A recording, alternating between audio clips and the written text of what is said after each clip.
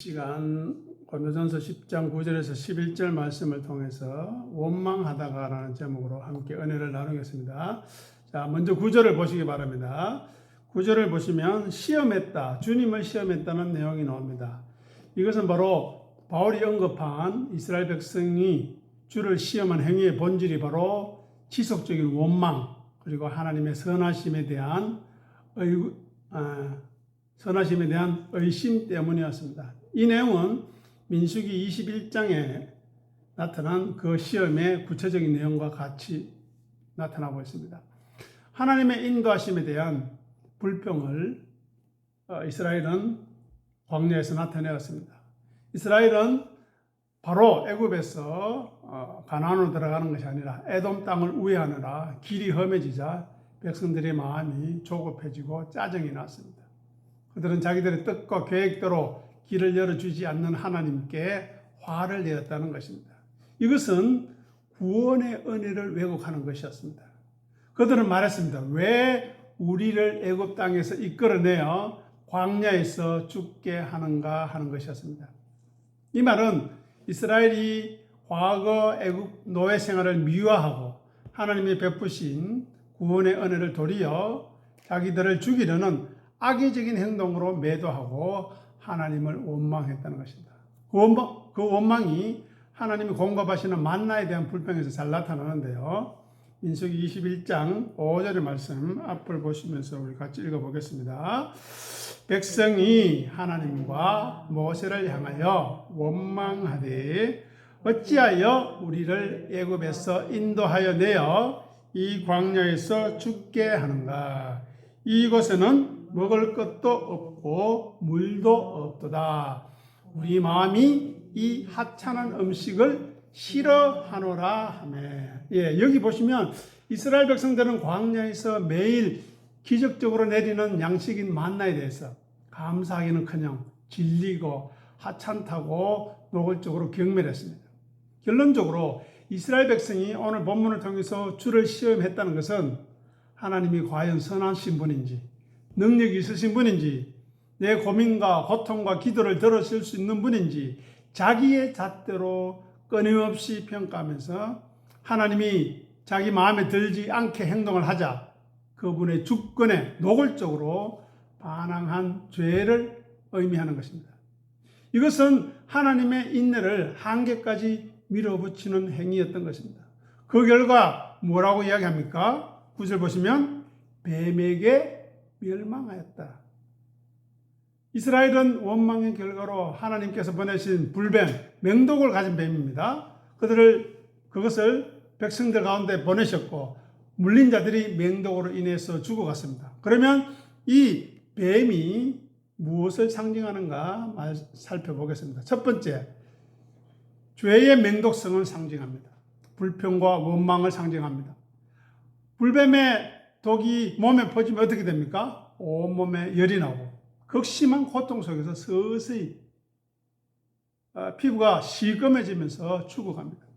이것은 불만과 원망이라는 입술의 죄가 개인의 영혼뿐만 아니라 신앙 공동체 전체에 퍼지는 독과 같다는 것입니다. 이렇게 원망이라는 맹독은 감사와 믿음을 파괴하고 결국 영적인 죽음에 이르게 만든다는 것입니다. 두 번째로 사탄 마귀의 지배와 영적인 사망을 의미합니다. 창세기 3장에서 인간을 속여서 하나님을 불신하게 만든 존재가 바로 옛뱀, 사탄 아닙니까? 사탄은 언제나 하나님이 선하지 않다고 속삭입니다. 이스라엘 백성이 만나를 불평하며 하나님의 사랑을 의심했을 때 그들은 이미 영적으로 뱀, 마귀의 속삭임에 동조한 것과 마찬가지입니다. 그래서 뱀에게 육신이 물려 죽는 것은 하나님을 불신하고 반항하는 자는 결국 뱀, 사탄의 권세인 죽음과 멸망의 지배 아래 놓이게 됨을 보여주는 철저한 상징이라는 것입니다. 세 번째로 하나님의 보호막이 거두어진 결과입니다. 원래 광야는 온갖 뱀과 정갈이 득실거리는 위험한 곳입니다. 그동안 하나님이 기적적으로 그들을 보호해 주셨기 때문에 멀쩡했던 것입니다. 하지만 백성들이 하나님을 부정하고 불평하자 하나님이 그의 은혜의 보호막을 일시적으로 거두어 버렸었습니다. 즉 뱀의 습격은 특별히 만들어낸 재앙이라기보다도 생명이요 방패이신 하나님을 거부한 인간이 처하게 되는 처참하고 멸망적인 광야의 현실 자체를 보여주는 것입니다. 네 번째로 구속사적 전환의 상징입니다. 바울은 본문에서는 언급하지 않았지만 이 사건의 결말은 민수기 21장에 등장하는 놋뱀으로 이어지고 백성이 회개하지 어떻게 했습니까? 하나님은 모세에게 놋뱀을 장대에 매달아서 그것을 쳐다보는 자는 살 수 있게 하셨습니다. 그것이 신약에서 완성되었는데요. 로마서 3장 14절에서 15절 앞에 보시면서 같이 읽어보겠습니다. 모세가 광야에서 뱀을 든 것 같이 인자도 들려야 하리니 이는 그를 믿는 자마다 영생을 얻게 하려 하심이니라. 아멘. 여기 보시면 사람을 죽게 한 저주의 상징인 뱀의 상징이 도리어 십자가에 달렸을 때, 장대에 달렸을 때 구원과 생명의 매개체가 되었다는 것입니다. 이것은 훗날 우리의 모든 뱀의 독, 죄악과 저주를 온몸에 뒤집어 쓰시고 십자가에 달리실 예수 그리스도의 구속 사역을 정확하게 상징하고 예표한다는 것입니다. 그리고 오늘 본문 고린도전서 10장 9절의 경고는 오늘 우리에게 이렇게 말합니다. 우리의 삶과 여정 속에서 내 뜻대로 되지 않을 때 나의 계획과 나의 안락함을 위해서 왜 하나님은 이렇게밖에 해주지 않느냐면서 끊임없이 불평하고 원망하는 것이 곧 주를 시험하는 행위고 즉 자기 부인의 실패라는 것입니다. 따라서 그 원망과 불신의 끝은 영적인 생명을 갉아먹는 뱀의 독에 죽어가는 것과 같다는 것입니다. 사도 바울은 이 말씀을 통해서 어떤 환경 속에서도 불평하고 주를 시험함을 버리고 나침반처럼 오직 우리를 구원하기 위해 저주의 놋뱀이 되어서 십자가에 달리신 예수님만 바라볼 것을 우리에게 요청하고 있는 것입니다. 자, 다음으로 타락한 인간이 원망하고 불평하는 성경적인 이유와 근거가 무엇인가 하는 것입니다. 10절 보십시오. 그들 가운데 어떤 사람이 원망하다가 멸망시키는 자들에게 어떻게 해요? 멸망당했다고 했죠. 원망하고 불평하다가. 자, 먼저 성경은 원망과 불평을 단순히 성격의 결함이나 삶의 힘듦에 대한 자연적인 푸념으로 가볍게 보지 않습니다. 원망은 영적인 사형 선고를 받을 만큼 무서운 치명적인 죄로 규정이 됩니다. 타락한 인간이 이 속에서, 이런 상황 속에서 쉽게 원망하고 불평하게 되는 성경적인 이유와 근거를 살펴보겠습니다. 첫 번째, 원망은 하나님의 선하심에 대한 근본적인 불신을 말합니다. 성경에서 원망의 최초의 기원은 창세기 3장 에덴 동산의 타락에서 시작됩니다. 사탄은 하와에게 하나님이 참으로 모든 나무의 열매를 먹지 말라 하시더냐 하면서 하나님이 무언가 좋은 것을 너에게 숨기고 있다고, 하나님은 온전히 선하지 않다는 의심의 씨앗을 심어주지 않았습니까? 이렇게 원망은 타락한 본성이 발현된 것입니다. 상황이 조금만 자기 뜻대로 되지 않으면 타락한 인간은 나를 이토록 힘들게 하시는 것을 보니 하나님은 나를 사랑하지 않는다 하면서 하나님의 성품과 사랑을 왜곡하고 불신하게 된다는 것입니다. 두 번째로 자아숭배와 영적인 교만입니다. 즉 내가 모든 것을 통제해야 된다는, 내 마음대로 해야 한다는 착각이라는 것입니다. 원망의 그 기저에는 자기 중심성, 자아숭배가 자리 잡고 있습니다. 피조물의 인간은 하나님의 절대 주권에 복종해야 함에도 불구하고 타락한 인간은 끊임없이 내가 내 삶의 주인, 하나님이 되려고 한다는 것입니다. 내 삶의 시나리오는 내가 쓴 대로, 내가 계획한 대로 흘러가야 되는데 하나님이 그것을 틀어버리시거나 막아버리거나 우리의 기도에 적극적으로 결제를 해주지 않으실 때 솟구치는 반항심이 바로 원망이라는 것입니다. 즉 원망은 단순히 상황에 대한 짜증이 아니라 하나님의 권좌에서 하나님을 밀어내고 자기가 앉으려고 하는 영적인 교만과 폭동이라는 사실을 우리는 분명히 기억해야 합니다. 세 번째, 심각한 영적 건망증입니다. 이스라엘 백성들은 불과 며칠 전에 애굽에서 내린 10가지 재앙과 홍해가 갈라지는 엄청난 구원의 기적을 두 눈으로 보았습니다. 그런데 광야에서 마실 물이 당장 눈에 보이지 않죠. 어떻게 했습니까? 즉시 모세와 하나님을 향해 돌을 들고 원망했다는 것입니다. 자, 시편 106편 13절 말씀 앞에 보시고 읽어보겠습니다. 그들은 그가 하신 일을 곧 잊어버리며 그의 가르침을 기다리지 아니하고. 보십시오. 타락한 인간의 뇌와 심장은 은혜에 대해서는 놀라울 정도로 망각이 빠르다는 것입니다.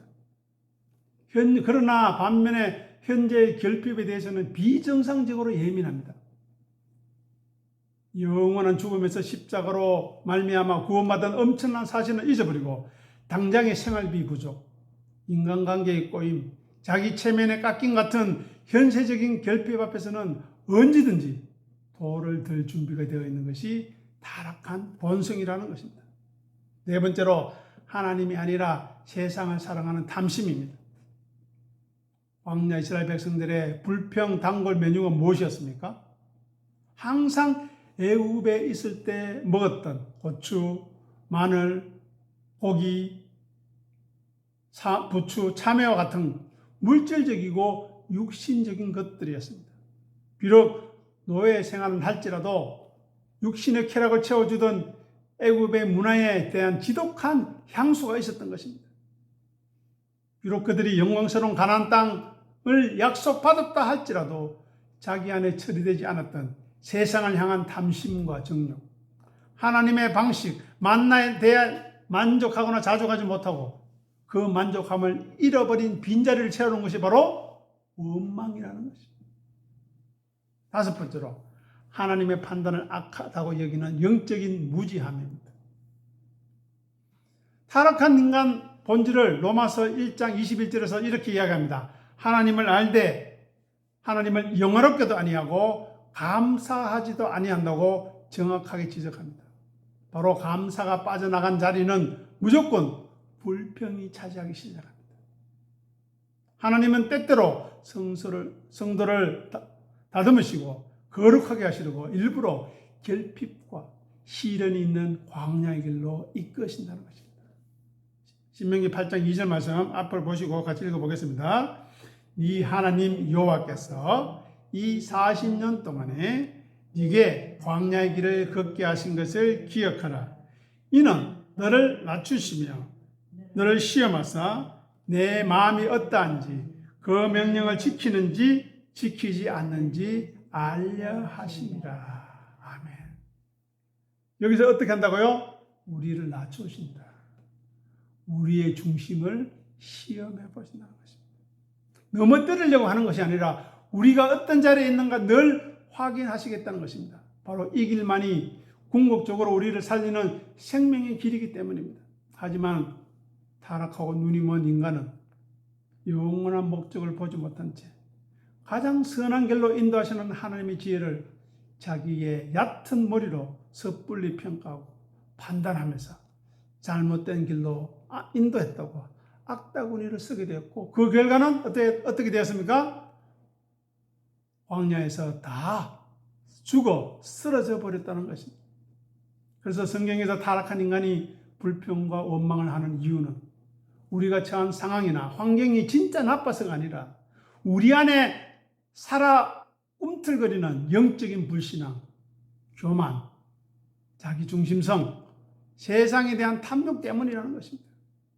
그렇기 때문에 10절에 나오는 멸망시키는 자에게 멸망을 당하는 진짜 이유가 무엇입니까? 불평 자체에 대한 형벌이라기보다 그 불평 밑바닥에 자리한 하나님을 믿지도 않고 하나님을 인정하지도 않고 다만 자기만을 앞세우고자 하는 절대적 불신앙이 스스로를 심판과 사망의 그늘로 끌고 들어갔기 때문이라는 것입니다. 자, 히브리서 3장 19절 같이 읽어보겠습니다. 이로 보건대 그들이 믿지 아니함으로 능히 들어가지 못한 것이니라. 예, 결국은 원망과 불평은 무엇 때문이라는 것입니까? 믿지 않았기 때문에. 은혜를 헛되이 했기 때문입니다. 이 원망의 고리를 끊는 유일한 방법은 우리의 환경이 좋아지는 것이 아닙니다. 에덴 동산에서도 죄의 유혹에 빠져서 죄를 짓지 않았습니까? 이스라엘 백성들에게 요구되었던 철저한 자기 부인, 즉 자기 생각과 자기 욕망의 십자가 처형이라는 것과 날마다 우리에게 베푸신 십자가의 구원의 은혜를 억지로라도 상기시키며 감사를 선포하는 영적 싸움뿐이라는 것입니다. 그러면 이 9절과 11절에서 나오듯이 여기 담긴 자기 부인의 정신이 무엇인지 살피고 오늘 말씀을 마무리 짓겠습니다. 여기 본보기와 깨우침이라는 단어가 나옵니다. 11절 보시기 바랍니다. 본보기와 깨우치기 위함이다. 이것은 단순히 옛날 이야기에서 교훈을 얻으라는 그런 내용이 아닙니다. 우리 옛 사람을 죽이고 십자가를 지지 않으면 얼마나 끔찍한 파국을 맞이하게 되는지 보여주는 엄중한 경고장이라는 것입니다. 자, 먼저 본보기, 거울이라는 말입니다. 철저히 자기 부인의 실패한 적나라한 모습을 보여줍니다. 출애굽부터 가나안 들어가기까지 가나안에 들어가서 이스라엘 백성들의 모습을 한번 생각해 보십시오. 광야 40년의 역사, 우상 숭배, 음행, 하나님을 시험하고 원망하는 등 우리에게 본보기가 되는 이유가 무엇입니까? 그들의 모습이 바로 우리의 부패한 내면을 그대로 비춰주는 영적 거울이라는 것입니다. 이스라엘 백성의 타락은 정확하게 자기를 부인하지 않으면서 오는 원인이 있었습니다. 그들은 하나님의 은혜로 구원받았습니다. 출애굽을 하고 홍해를 건넜음에도 불구하고 광야라는 일상의 여정 속에서 단 한 번도 자신들의 육적인 욕망과 편안함을 향한 집착, 자기가 세운 삶의 시간표를 내려놓은 적이 한 번도 없다는 것입니다. 그들의 시선은 언제나 나를 어떻게 배불릴까 했었지, 나를 어떻게 드러낼까 있었지, 어떻게 하면 하나님의 영광을 나타낼까 생각하지 않았다는 것입니다. 그래서 바울은 그 실패의 본보기를 오늘 본문에서 기록하므로 너희도 철저히 너희의 자아를 육신을 십자가에 못 박아 죽이지 않으면 똑같이 이스라엘 백성들처럼 이기적인 욕망에 끌려다니다가 멸망하게 될 것이라 선언하시는 것입니다. 두 번째, 깨우치기 위함입니다. 경고입니다. 바로 십자가 없는 신앙은 결코 목적지에 닿지 못한다는 것입니다. 바울이 오늘 바로 앞 1절과 4절을 한번 보시기 바랍니다. 10장 1절에서 4절을 눈으로 한번 보시기 바랍니다. 거기 보면 그들이 구름 기둥의 세례를 받았고 신령한 음식 만나를 먹었고 음료 반석에서 물을 먹은 것을 강조하고 있지 않습니까? 그것은 이스라엘 백성들이 경험했던 이적들, 세례와 성만찬의 선언적인 경험에도 불구하고 결국 광야에서 쓰러져 죽었음을 강조하고 있습니다. 그들은 편안하고 좋은 것을 다 원했지만 고난이라는 광야의 십자가를 지는 것은 철저하게 거부했다는 것입니다. 목마르면 참고 하나님을 구해야 하는 십자가의 인내 대신에 짜증을 냈고 안락함을 위해 이방인들과 음행했고 우상을 만들어서 영적인 지름길, 즉 기복주의에 빠져버렸던 것입니다. 그래서 오늘날 성도들을 깨우치기 위해서 기록되었다는 이 말은 교회 안에서도 지금 예수 그리스도의 십자가를 통과한 교회 안에서도 구원의 확신과 종교적인 체험, 은혜와 기적, 성령의 은사를 맛봤을지라도 우리 삶 속에 고난과 희생을 기꺼이 짊어지는 자기 십자가가 없다면 그 신앙은 가짜이고 영적인 허상이며 파멸을 맞이하게 된다는 준엄한 경고인 것입니다. 세 번째, 마지막으로 말세를 만난 우리라고 말합니다. 11절 보시기 바랍니다. 마지막 시대에 영적인 긴장감을 가진 십자가 신앙을 강조하고 있습니다. 바울은 우리가 말세를 만난 자들이라고 표현합니다. 이 말세가 언제부터 언제라고 그랬습니까? 예수님 오신 초림부터 예수님이 다시 오시는 재림을 기다리는 그 사이가 전부 다 말세인데, 이 시간 속에서 우리가 치열한 영적인 전투를 해야 하는 지금 오늘을 말한다는 것입니다. 그러면 말세의 특징이 무엇입니까? 바로 세속합니다. 신앙 중심이 아니라 자기 중심, 물질 중심입니다. 다음에 엄람하nem입니다. 쾌락에 빠진다는 거죠. 그리고 괴인주의입니다. 개인주의. 그리고 사탄의 맹렬한 유혹이 여기에 물질적인 편안함과 거기에 빠지게 만든다는 것입니다. 광야 이스라엘 백성들은 세속적인 문화가 눈앞에 보일 때마다 어떻게 했습니까? 바로 타협하고 정욕에 굴복했던 것을 우리는 성경을 통해서 알 수 있습니다. 그러면 말세를 만난 너희는 저러한 거울을 보고 깨달으라는 그 명령은 결국 무엇을 말하는 것입니까? 바로 이 엄난하고 배역한 마지막 시대, 말세에 세상의 풍조에 쓸려가서 우상을 숭배하고 타협하지 않을 유일한 방법은 오직 하나, 매일 우리 자신을 죽음으로 몰아넣는 자기 부인과 오직 예수님만을 따르는 치열한 십자가 정신으로 무장하는 것밖에 없다는 것입니다. 말세일수록 십자가라는 절대 무기 없이는 사탄의 진영을 뚫고 통과해서 천국에 들어갈 수 없다는 것입니다.